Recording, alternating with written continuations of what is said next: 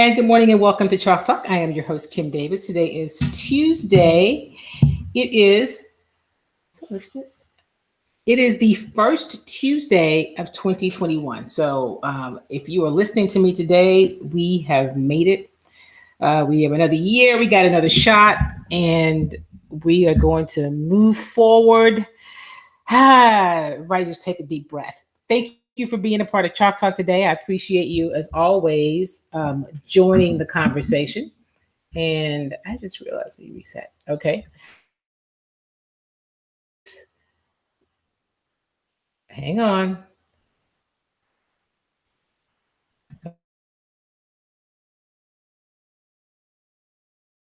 With my internet, and I have the highest speed possible. So I will have to check that after the show. But at any rate, thank you for being here today. There's so much to talk about, right? We've been talking about the Houston Texans, whose season officially ended on Sunday. It's over. It's a wrap. The 2020-2021 season is in the books. They finished 4-12 after starting 0-4. They lost 8 games by 1 score. And I posted that on Twitter at the game on Sunday, and somebody said, yeah, most teams lose by 1 score. Okay. At any rate, there is, there's a lot to talk about, right? There's a lot to get to. We're going to get to that. I'm going to let you hear from Deshaun Watson today. And then we're going to talk some Rockets. We're going to talk about, here's what I want to know. Hey, good morning, Wildo. Thank you. It's always good to have you in the room, my friend. Put it in the chat. I want to know, who do you think the Texans should hire as their general manager and then as head coach? There should be 2 separate people. I think we are all clear about that, and I believe that the ownership is thinking that as well, right? There should be 2 different people. Of course, you should hire the general manager first so that person can be a part of the hire of bringing in the next head coach. And so I want to know, if you will drop in the chat, let me know who you think should be in those positions. Good morning, Carolyn. Welcome. Happy New Year, my friend. Good to see you as always. And good morning, Lawanda. Happy New Year. Good morning to you. I love you as well.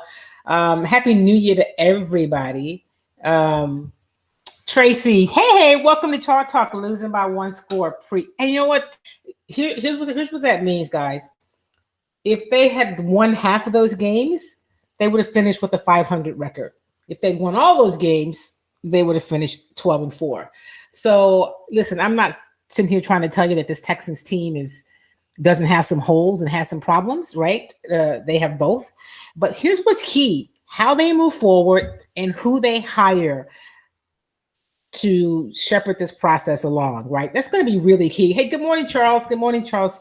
I wish that the Cal McNair, the Texans owner, first of all, he seems like he's talking to his advisory group of people in addition to the search firm. They're like 8 or 9 people. One of the names we kept hearing was Tony Dungy. Tony Dungy came out and said, nope, I'm not on that list. I'm not advising them. It was mentioned to me, but I never said that I would. So please, he didn't say stop using my name in vain. I'm saying that. But, you know, I mentioned 3 names on this show, and 3 of those names they've talked about, right? I mentioned Alonzo Highsmith. Alonzo, of course, played his college football with the University of Miami. He then played for the Houston Oilers and has had a long history in the NFL front offices. He came up through the scouting side. He worked in Green Bay. He ascended to as high as assistant GM with the Packers, and had a similar role with the Browns. I mean, Alonzo would be a great choice. He knows the game. I just think he'd be a good choice. Another name you've heard me mention here is Louis Riddick. They did talk to Louis Riddick. Louis Riddick, some people have asked, well, who is that if you don't follow football a lot? You see him on ESPN a lot as a front office insider and on Monday Night Football broadcasts. And the other name I mentioned was Malik Boyd, who they did talk to or planning to talk to. They probably have to wait because, you know, the Bills are still playing. Malik Boyd is currently the director of pro personnel for the Buffalo Bills. Okay, he is from Houston, and he worked most of his NFL career for the Arizona Cardinals. He worked in the front office as a scout and kind of ascended through those ranks on the personnel side. And he's now with the Buffalo Bills, has been there for the past, I don't know if it's 3 years or 4 years, but it's been a few years that he's been in Buffalo in the role of director of pro personnel. So his name showed up. And then there are so many others. I just don't think it's that hard. And here's something, you know what, that Patrick Trahan said. And Pat, I said this early. I said, although I personally am not a big Rick Smith fan, I think the work that he did, I mean, we have Deshaun Watson, right? We have some guys on this team because of Rick Smith. And so some of the heat that he took in terms of how he managed the personnel side, I wouldn't be mad at that, right? I would not be mad at a Rick Smith. And he has history with the McNairs. You know, they were close personally. And so I don't know if Cal could quiet the noise that he undoubtedly would hear from the local media. Pat, you know how that goes about bringing back Rick Smith, because Rick was on the opposite side from Bill O'Brien, and many of the media chose Bill O'Brien. Imagine that. But I wouldn't be mad at that. I have not heard his name come up with the Texans. It has come up with other jobs like Detroit. So, you know, Rick Smith deserves to work in the league. And so I wouldn't be mad at that choice. And of course, Eric Bieniemy. I mean, that's a name that it just seems obvious, right? I don't understand how Eric Bieniemy could get through this coming offseason without getting a head coaching job. I just don't. But if he does, then the league is really broken, right? And you're right. It is not that hard. It's not that hard. You don't really have to talk to a gazillion people. I think it's important that the Cal McNairs had conversations with Deshaun Watson. I'm going to let you hear from Deshaun shortly. And Patrick brings up a great point. Rick Smith has hired every piece they have needed. Coach was more concerned about doing a job he wasn't ready for than coaching. Yeah, there's so much there. Pat, we could do a whole show on that. Clearly, Bill O'Brien was not ready, designed, qualified, prepared, any of that to be the general manager. One of the reasons is he needed to be managed, right? Because he had a very difficult time separating his personal feelings and emotions from doing the work and doing the business. And it impacted how he made personnel decisions. You can't run a business like that. I don't care what your business is. We just happen to be talking about sports. But if you run a bakery, you know, if you run a car dealership, you've got to make decisions based on talent and what's best for the business, and keep some of that personal stuff out of it, right? So he didn't do that, and it showed, and the team suffered for it. And they're suffering even beyond him being there, because some of the personnel decisions he made are affecting the team right now. Like the Texans team that finished 4-12 does not have a first and second round pick. They would be selecting with third or fourth in this draft. But oh wait, no, Miami gets that pick now because they traded away 2 first round picks and 2 second round picks.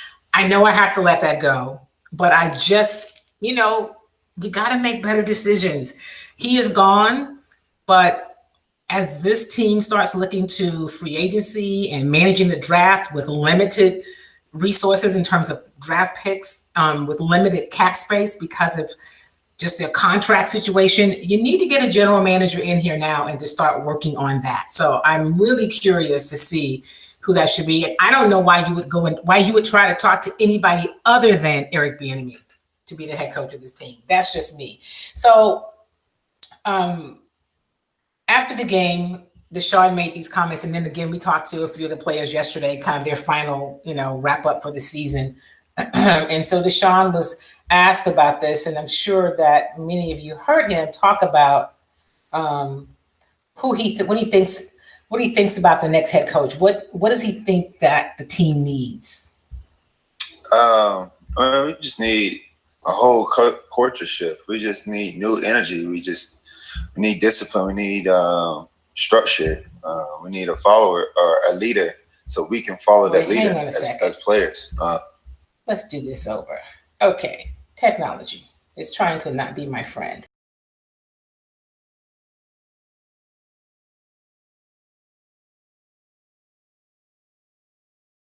As players. And that's what we need. And, we gotta have, the love of just not just the game of football, because that's what we do, but the love for people and the people in this organization. We all got to be on the same page. There's too many different mind and too many different ideas and too many people thinking that they have this power, and it's not like that. We need someone that stand tall, and this is who we following. This is the way it go. Like I said yesterday after the game, and we're going to do it this way to win.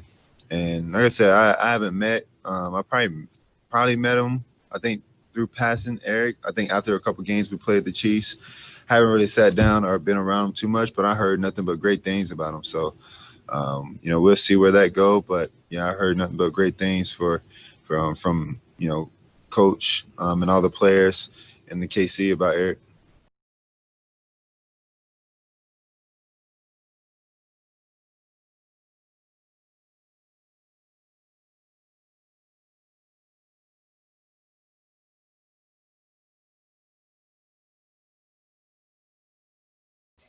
So that's Deshaun talking about what he thinks the coach what kind of qualities the coach should have. He talked about structure. He talked about leadership. He talked about, somebody that they could follow, and of course he's a leader. He has led by example this entire season. And so one of the things we asked him, what was he, you're not proud of a 4-12 season, but just in terms of if there's something that you could pull from your performance this year. And of course he had some amazing stats, individual stats. I mean, he was 80%, was it 80 or 88% of the Texans offense this year? If he were not on such an awful team in terms of record, he would be in the MVP conversation. He's good, y'all. He's really good. And he is the reason that a good coach, a coach that has a bright future would consider that he's the only reason. He is the reason the Texans are in the conversation, that the Texans could sway a guy like an Eric Bieniemy if they want him. This weekend the word was that Cal McNair wanted to hire Ozzie Newsome as a general manager. Okay, really? Well, first of all, there's a process. You can't just really float names out there. You've got to, get permission from the owner. And anyway, why would Ozzie Newsome come to the Houston Texans? That doesn't make any sense to me. Ozzie's had a great career with Baltimore. He's been with the same team his entire career on the professional, front office side. Apparently he has a good relationship with the owner. He's drafted some, Hall of Famers. Why would he come here? So I don't know. I'm really, really hoping that the Houston Texans are serious about some of these candidates they're talking to. I hope they're not just doing the overboard for the Rooney Rule. You got to talk to some African-American candidates. I'm just saying, right? Listen, it's 2021. There's no point in really biting my tongue now. I hope that's not what's happening. And then what happens with the head coach position? We'll see. I just don't. I'm with Pat Trahan. I just don't think it's that hard, right? Deshaun Watson, though, here's something else that he did. He talked about Tim Kelly, and he talked about. He was asked about Tim Kelly and just really how he felt about him. Tim Kelly is the offensive coordinator, and so I think it's safe to say this would be Tim Kelly post Bill O'Brien. Deshaun, how much of your success was because of Tim Kelly? And would you like to see the new coach keep Tim? Most definitely. Tim over the past 2 years have really taken my game to a whole nother level. As far as knowledge, reading defenses, understanding run points and run schemes, understanding the way of different concepts and different situations. So his knowledge of just the game of football is very, very bright, and he really helped me take my game, especially this year. The best football I played in my career. As the best player on the team, do you feel comfortable reaching out when the new coach is hired and putting in a good word for Kelly? Almost definitely. I've already done that. To the ownership. I had a call with Kelly yesterday. They know that. So I have all the respect for Tim, Definitely want him around as long as possible. So Deshaun Watson feels good about Tim Kelly. And so those of us who have covered the team, and many of you who follow the team, maybe saw some of the play calls that Tim Kelly ran throughout the year and thought, why is he running that? Why are they running this again on first down, right? And we may have questioned it. How much of that was, we know when Bill O'Brien was here, a lot of it was Bill O'Brien, right? Because we know that Bill O'Brien's a control freak. Okay, so we knew that. But after he left, how much was it just kind of lingering and before he could step into his own? We did see this offense evolve. We saw some creative plays. We saw him call some really good games offensively. They may have had some challenges with execution, but I'm not mad at him wanting Tim Kelly around. He's been around Tim for a few years, and he said like this year was his best year as a pro, even though they were 4-12. He feels comfortable with Tim Kelly, but I'm glad that at least Cal McNair is talking to Deshaun Watson, and hopefully he takes it into serious consideration in terms of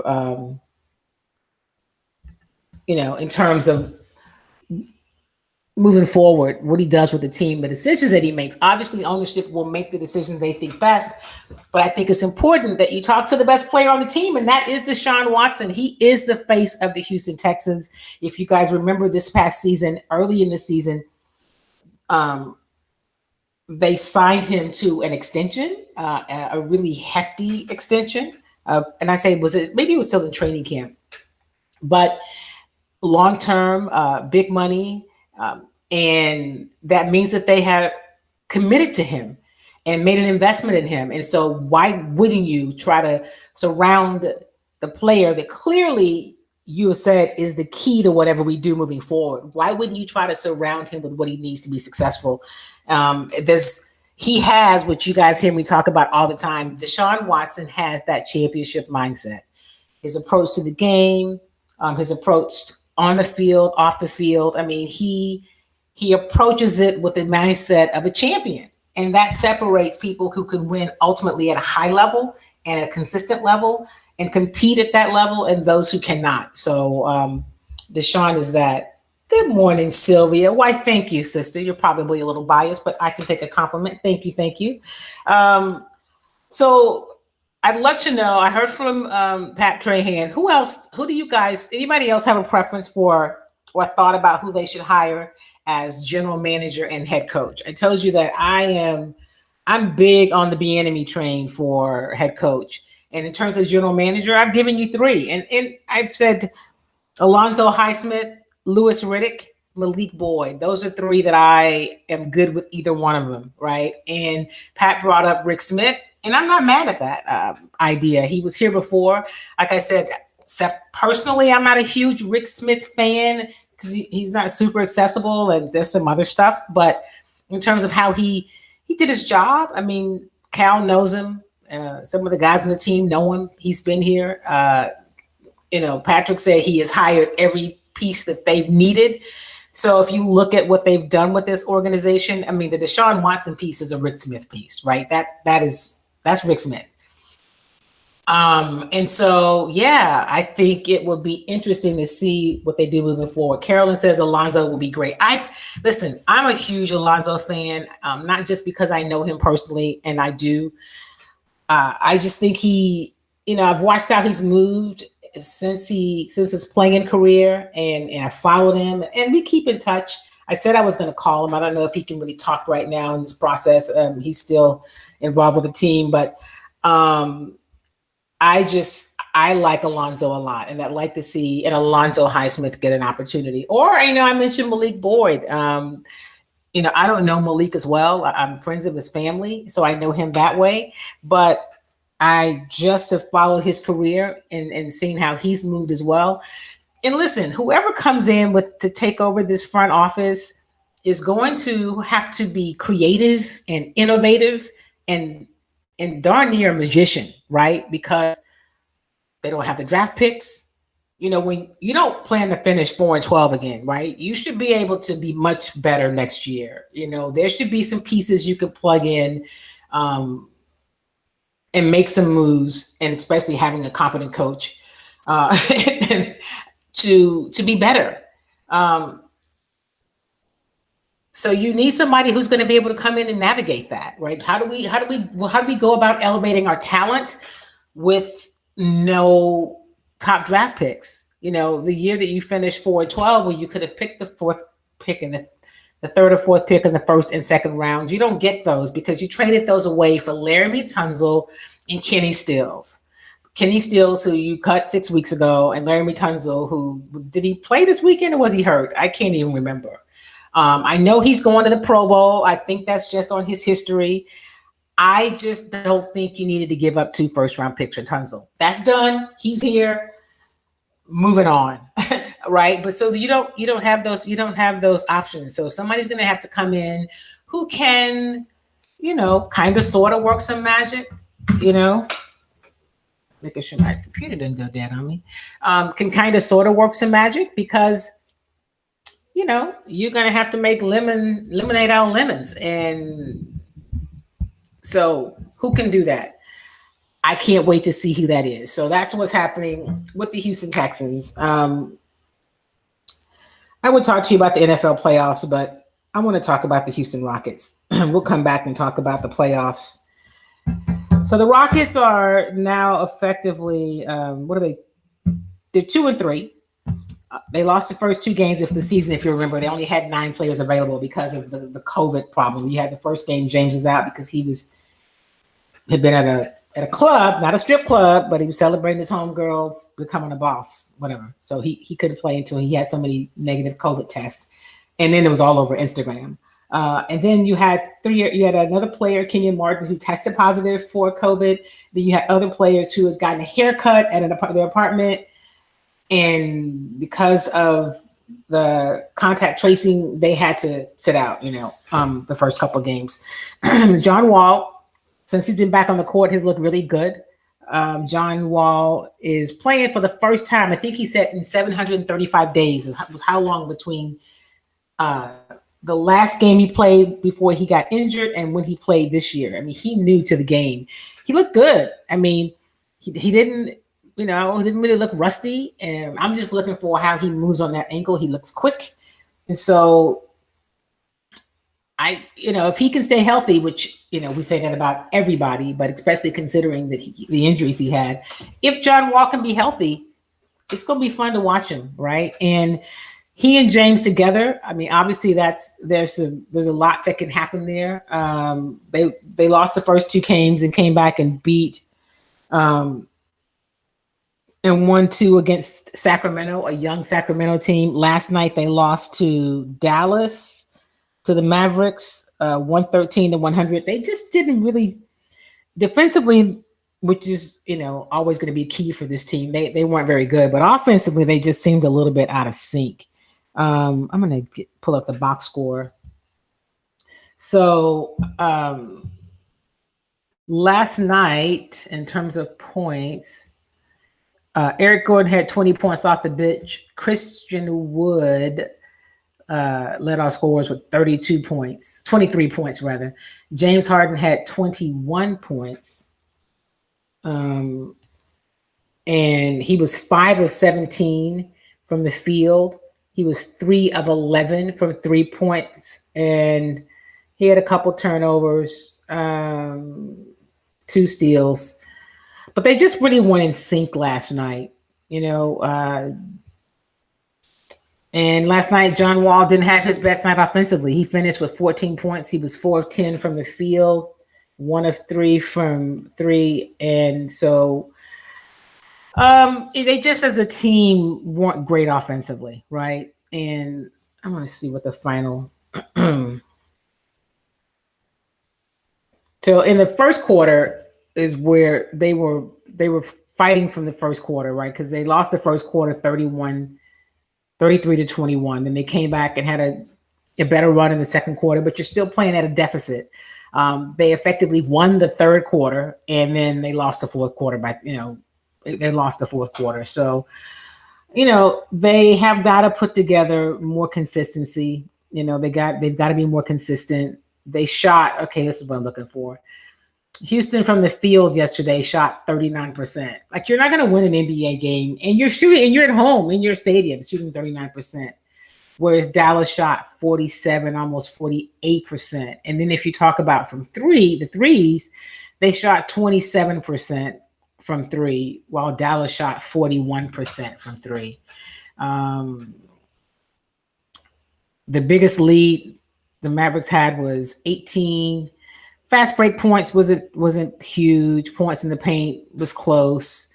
Assists, steals, blocks, but it was shooting. It was the shooting percentage. They weren't shooting well. And in terms of turnovers, they won a turnover battle. But they didn't shoot the ball well. So they just weren't in sync offensively. So let's talk about that. What do we think about what's happening with this Rockets team? This is Coach Silas after last night talking about, he answers a question about the team's offense, and there we go. Hang on, Coach. First question, as was flowing. Stephen, what was the issue with the offense during much of the night? Kind of reverted back to isolation basketball. And, we didn't put enough pressure on their defense. We didn't move their defense around. Obviously, it's a process of flipping that switch a little bit, but we were way too stagnant.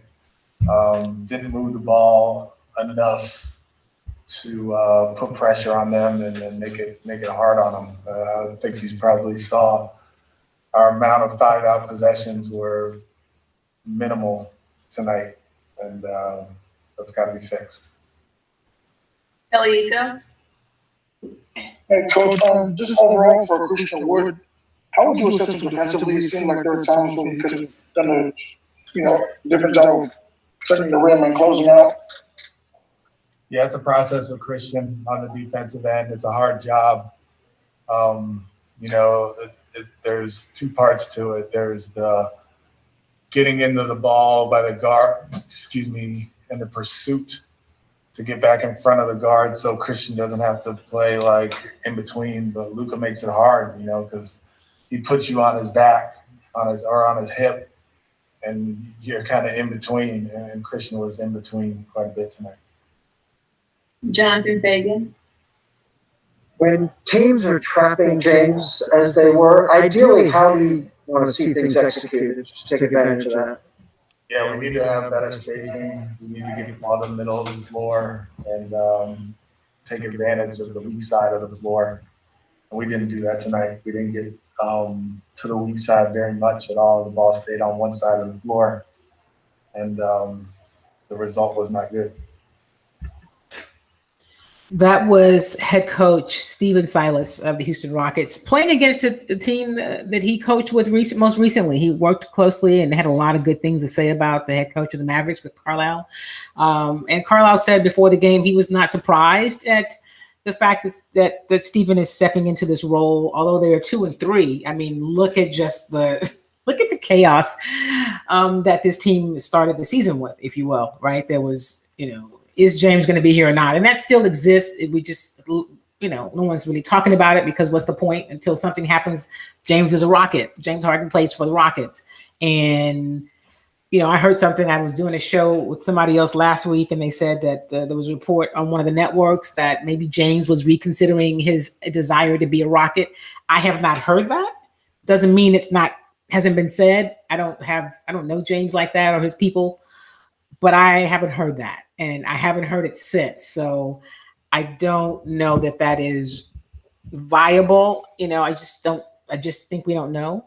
I know he talked about, you listen to that clip, and he talked about what happened with the offense, and they've drifted back to that isolation basketball, which is not something that they want to do this year, but that is, of course, a lot. That's how James Harden rolls.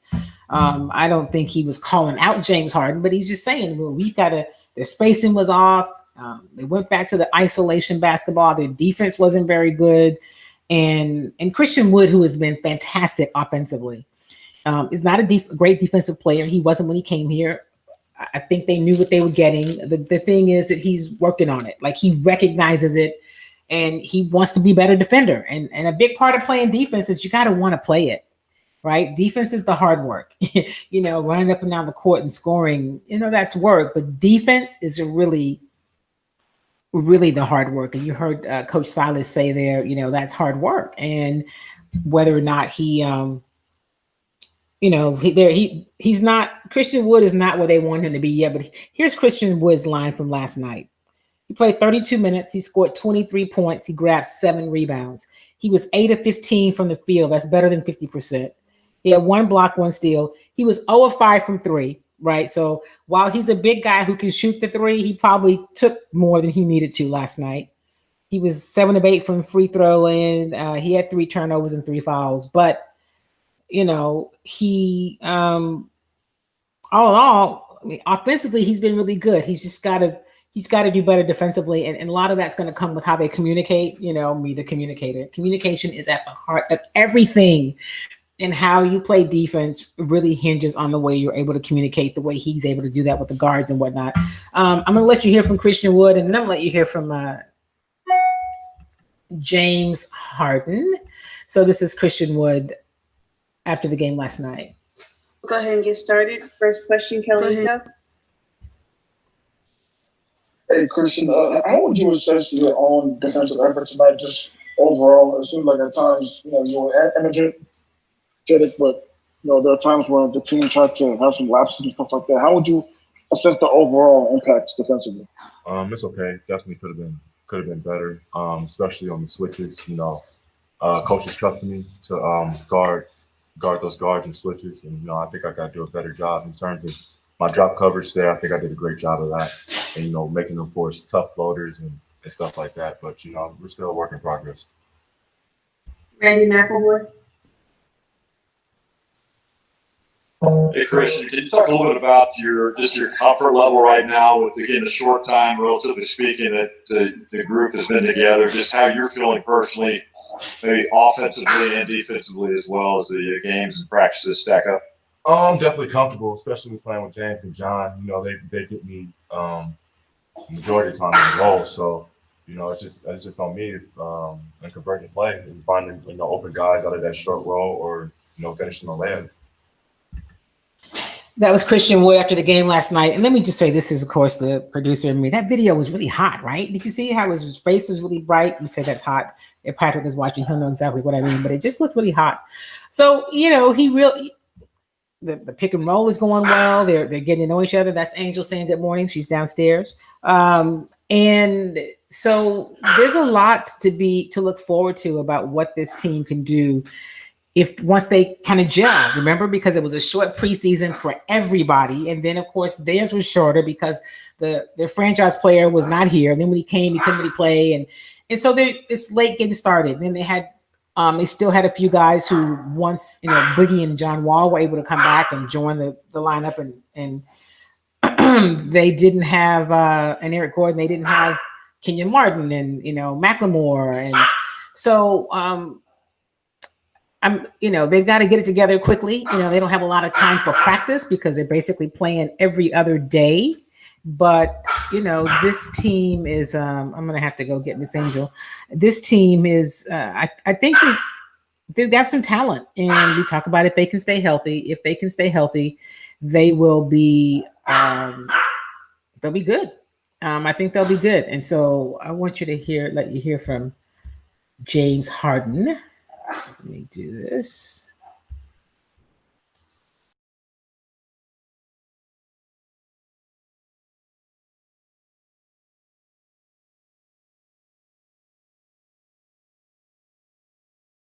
And gets the question, Kelly Eco. Hey, James, how would you classify the defensive effort tonight overall? Who's ours? Yeah. No, we play hard. We just didn't make any shots. Do we have any other questions? Brian Bearfield? James, can you talk about the continuity and the flow of the game? It seemed like you all were going in spurts offensively, but then you all got stagnant at some point as well. Yeah, we just haven't found a rhythm. Kelly, go. James, can you talk about Christian Wood and where you want to see him take that next step defensively? Obviously, he's a very skilled offensive player, but how do you want to see him grow defensively? Just communication. He's our big, so just talking to guards through their positioning and just being more assertive on defense. Jonathan Fagan. You mentioned not hitting shots. How would you like to see the execution develop as you guys get more time together? We didn't execute, and that's one of the reasons why we're stagnant, and we didn't get the shots that we wanted. Ali Kambajani. When we talked to Coach Silas, he mentioned that you guys weren't able to get into 5-out as much as you guys wanted to. Is that because of just the stagnation that you talked about, or was that more to do with the defense that Dallas was playing? We just haven't had enough practice and whatnot. So, we'll watch film tomorrow and get better at it. Leonardo Torres. James, in relation to last season, do you feel that you have less talent on the team? What was the question? Leonardo. James, in relation to last season, do you feel that you have less talent on the team? I can't answer this question. Brian Bearfield. James, Coach mentioned that the plan was to stop Tim Hardaway Jr. from catching and shooting and making him put the ball on the floor. Was it just because you all haven't played together as much, the defense communication out there? Correct. Thank you, James. And that was James Harden. Not as talkative as he usually is. I don't know if he's, wasn't a great night. They did lose. I don't know, if he's just like, listen, I told you I don't want to be here. That's why when I heard the report, I'm like, I don't know that I really believe that he has changed his mind about wanting to be here or not. Angel wanted to be a part of the show. Say good morning, Angel. Say good morning, Chalk Talk family. And so here we are, right? She's getting used to the new studio, or I moved my studio to upstairs. And so she is kind of lazy, apparently. She wants to be a part of it, but she didn't want to come up on her own. So I had to go get her. All right. So thoughts about the Houston Rockets. They play again tomorrow. They're basically playing every other day. So they played last night. They're off today. They're off. They're practicing. They play at Indiana tomorrow. They're back home on Friday to play Orlando. And then on Sunday and Tuesday, they play the Lakers. Both of those games will be at NRG. So, that is what's happening. Angel, it's one of your fans. Look, Miss Deborah says spoiled, but she would love for you to come hang out with her. So spoiled she is. She is spoiled. And, I'd probably get more people watching if I had her on more. So how about that? Good morning and Happy New Year. So the Houston Rockets team is,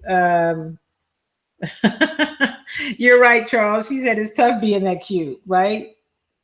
Being that cute and being this demanding. How about that? All 4 pounds over. And she had the audacity to yawn. Am I boring you with my show? You're going to have to do better than that, man. You can't just, show the people that you're not excited about being a part of the show. Okay. So the Houston Rockets have some work to do. I'm sure that everybody would like to know what the future is, right? About, is James Harden going to be here or is he not? And, while all you can do as players right now is play with the team that you're with, and that's the same thing with Coach Silas. All he can do is coach the guys who are here and move forward as though they're going to be here and worry about whatever happens when it happens. I tend to think that something will happen, but there's no rush, right? You've got to the trade deadline if you're going to do anything this year. We've talked about that because the Rockets really do have leverage because James has 2 years left on his contract, and then he has a 3rd year at a guaranteed $47 million. And let me say that a little more slowly for the people in the back. He has 2 years left on his contract, right? And then he has a year after that. It's a player option, but it's for $47 million guaranteed. So for all of you who were getting all kind of geeked up when you heard the turn down an extension of $50 million a year, understand that his last year of his contract, the option year that he could say, I don't want to be here or I'm going to stay, is up to him completely, is $47 million. So of course the next year, if he's still playing, would probably be at 50. But here's the other thing. And I don't have $42 million. That's not what they're paying me. Well, that would be me. That's not what I'm paying me. But I will tell you that 42 million or 41.25 million is not a whole lot different from 50 million when you talk about taxes and what's going to come out of it, right? How much more money are you really making? And when you get to 47 million, which is the last contract, the last year of his contract, 47 million, that definitely isn't that much different from 50. $50 million and $47 million, how much more is he bringing home, if any? Not very much. So that never did excite me because okay, Angel, she wants to look backwards. I wasn't very excited. Look at that, queen of everything. That's who she is.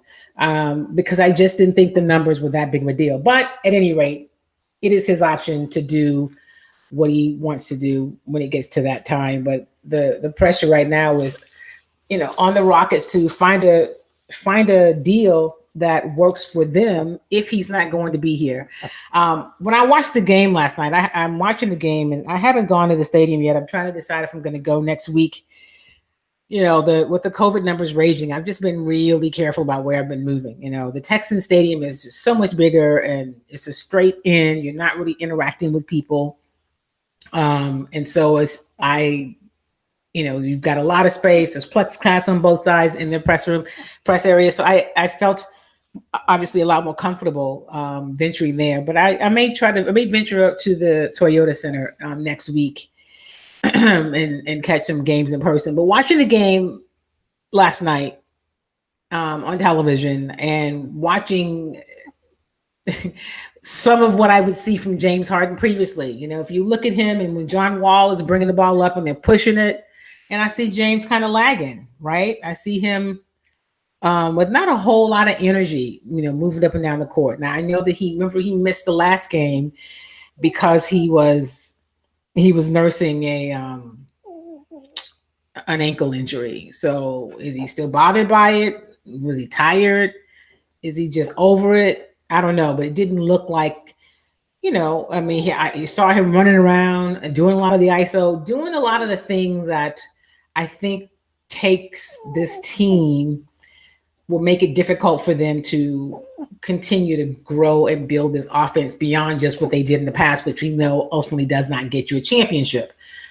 But that's not going to be just here. I think that is going to be the case anywhere. So when I've talked to people and when some of you have asked me, Kim, do you think the antics or the lack of maturity, because that's what it's been, or lack of professionalism that James has exhibited, in this offseason is going to make teams say, I don't think I want to fool with him. And I will tell you, no, I don't think it makes a difference because NBA teams, professional teams and owners and head coaches and GMs they often think, well, they acted, that's because he's not here, right? I can coach him up. We're able to do some stuff differently. I don't really, and he's so good. I mean, the fact is James Harden is just one of the best offensive players, the best scorers that we've seen. Just he is. And there's no way around that. You've got to give him that. So that alone makes him somebody that teams say, yeah, let's see how we can bring this guy in. I think the bigger question, if I'm a coach, a general manager, is how does he fit in with what we do here? How much do I have to change with what we have going on? I think that's the bigger question. I think that's the question that looms larger than the fact that he didn't show up to camp on time and he was running around the country partying and supporting his homegirl who became a boss. I mean, I don't think that matters to them because of his talent. So we will see, right? We're going to see, and this is what we'll see what happens in terms of over the next couple of months. This thing's going to move quickly. How the teams can stay healthy, because they're trying to limit travel, if you will. I mentioned that the Lakers are here, so the Lakers will come to town for next Sunday. They'll probably come in on Saturday, and they'll play Sunday, and they'll play again on Tuesday. So that limits the travel. And then the next week, then after that, the Rockets will go to San Antonio and play 2 games in San Antonio. So what they're doing is trying to lump some of these games together because you're playing every other day. So you're not having to travel as much. And it's busy times. That's all I can tell you. So we will see what happens as this team continues to develop. We will keep our eyes tuned to the NFL and see what this Houston Texans team will do. And I guess we could talk about playoffs, right? I don't know if many of you saw Monday Night Football last night. I really wasn't watching that game. I flipped over a little bit, but I was watching the Rockets. There is so much. There was so much criticism about the Philadelphia Eagles game, and that really the thought is that they just threw it. They tanked it so that they could get a higher draft pick. And so that was a big conversation. But hey, let me see. Let's look at what's coming up. So here are the games coming up in terms of playoffs. All right. So let me go to the schedule. So this weekend, the Buffalo Bills will play host to the Indianapolis Colts. That game is on Saturday. It's the AFC wildcard game. And then the Rams later that day play the Seahawks. And there are 3 games on Saturday: the Colts and the Bills, the Rams at the Seahawks, and then the Buccaneers play the Washington football team, right? The Washington football team won the NFC East with a record of 7-9. The Buccaneers are 11-5. So Tampa is a 9-point favorite in that game. We'll see what happens. And then on Sunday, the games are the Ravens are playing the Titans. Baltimore is a 3.5-point favorite in that game. The Bears at the Saints. The Saints are favored pretty big by 10. And then in a matchup of the last game of the regular season, the Browns and Steelers. So it's Pittsburgh is favored by 6. The Browns are 11-5. They travel to Pittsburgh, who's 12-4. That's what's happening in terms of NFL playoff games this weekend. And of course, the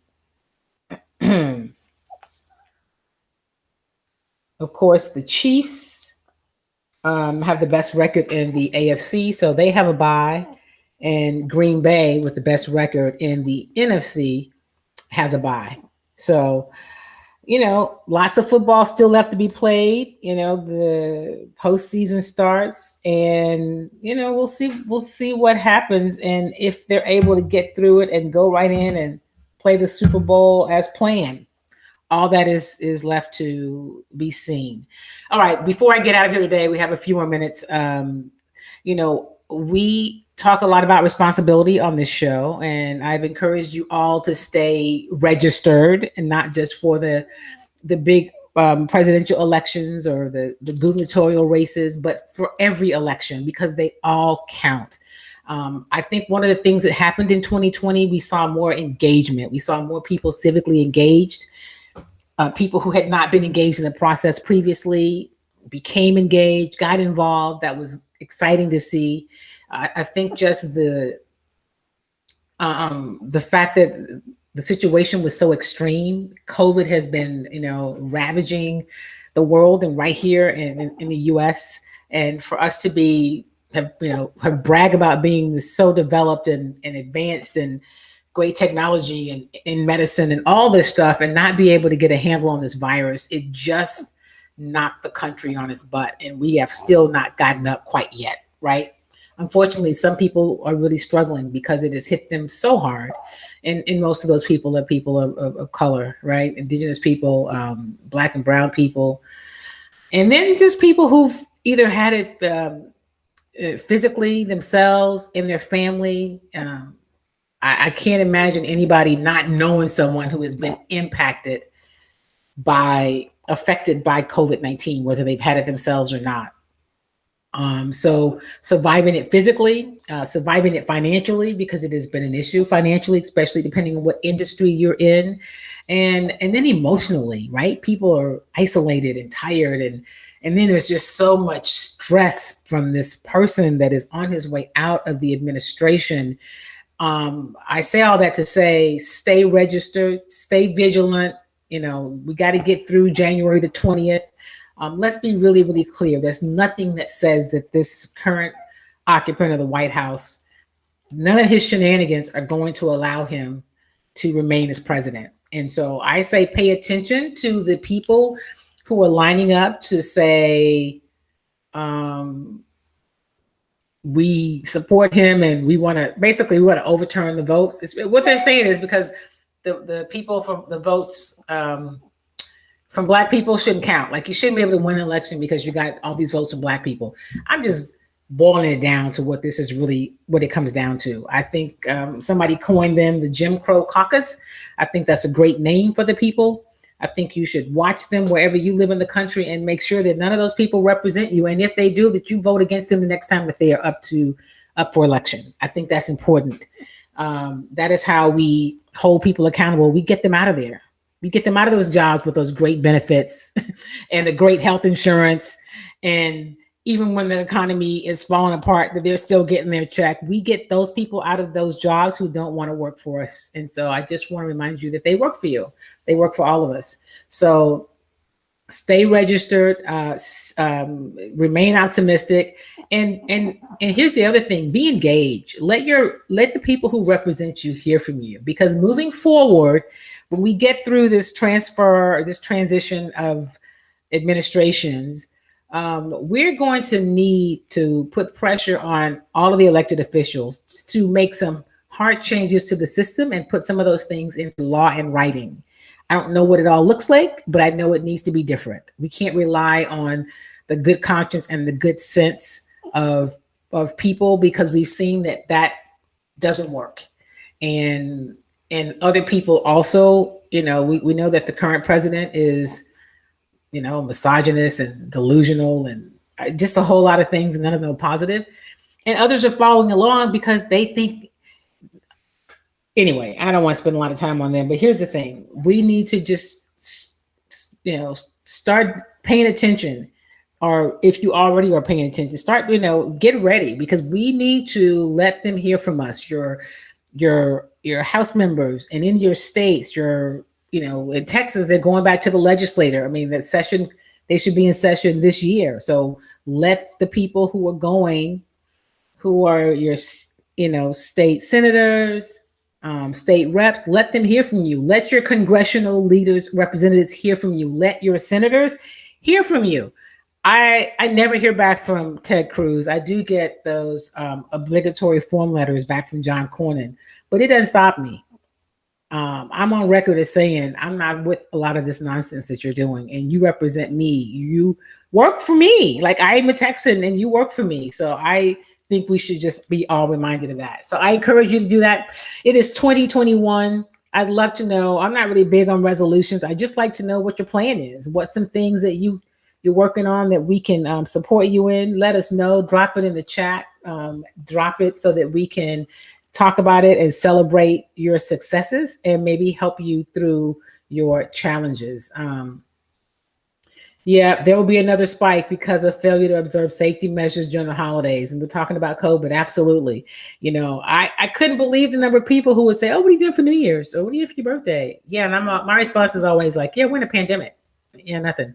And you're right, Charles. They do work for us. You know, they work for us. So listen, make sure that you share the video, if you will, so that people who didn't get a chance to watch it with us live today can watch it later.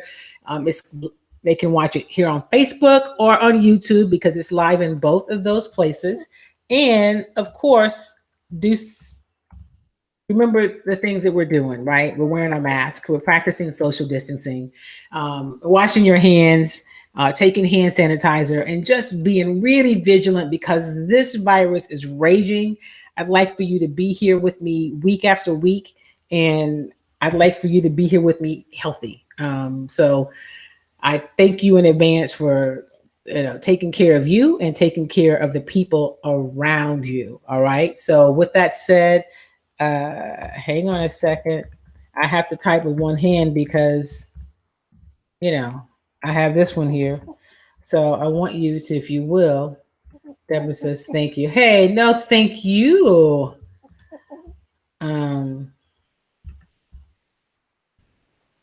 Let's see. There we go. If you will, please share the video and let me hear from you. If there's something that you'd like for me to talk about on the show, if there's somebody you'd like for me to interview, let me know. You can reach me obviously here on Facebook and also on YouTube. And you can always reach me at kim@kimydavis.com. So with that, we are out of time. Make it a great, great week. Follow me on Twitter at Kim Y. Davis and on Instagram. You'll hear from me throughout the rest of the week and get updates about what's happening in the world of sports and just in the world in general. I appreciate you. I love you guys for being a part of the show. Remember, that is an action word. I will see you in this time slot next Tuesday, but I'll see you sooner than that. Make it a great week, everybody. Thank you. Hang on a second.